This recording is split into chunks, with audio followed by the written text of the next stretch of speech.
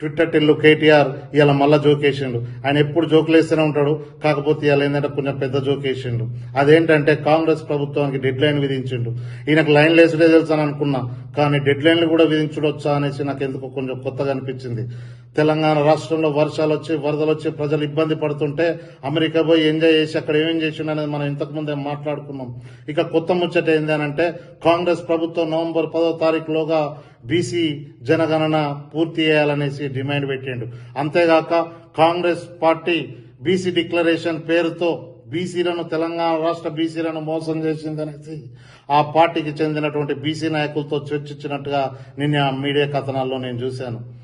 అసలు సిగ్గు శరణం ఇజ్జత్ లజ్జ ఏదైనా ఉంటే నీకే కావచ్చు, మీ అయ్యకే కావచ్చు, మీ బావ అగ్గిపెట్టే హరీష్ రావుకే కావచ్చు, బీసీల గురించి మాట్లాడే అర్హత ఏమాత్రం లేదని. ఎందుకు అనంటే 9.5 సంవత్సరాల మీ ప్రభుత్వ పాలనలో స్థానిక సంస్థల్లో బీసీలకు రిజర్వేషన్లు తగ్గించింది మీ అయ్యా దుర్మార్గుడు కాదా అని నేను అడుగుతున్నాను.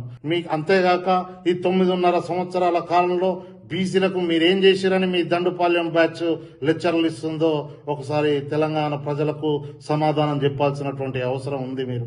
అంతేగాక ఈ రోజు నువ్వు అంటున్నావు ఈ రోజు ఈ ప్రభుత్వం 42% బీసీ రిజర్వేషన్లు పెంచాలనేసి.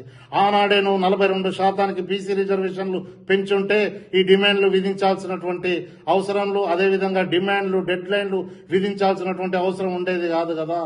ఈ యొక్క కాంగ్రెస్ ప్రభుత్వంలో మా సీఎం రేవంత్ అన్న గారి నేతృత్వంలో బీసీలను కడుపున పెట్టుకోవడం తెలుసు, వాళ్ళ కష్టాల కన్నీళ్లను కూడా తుడవడం మా ప్రభుత్వానికి తెలుసు.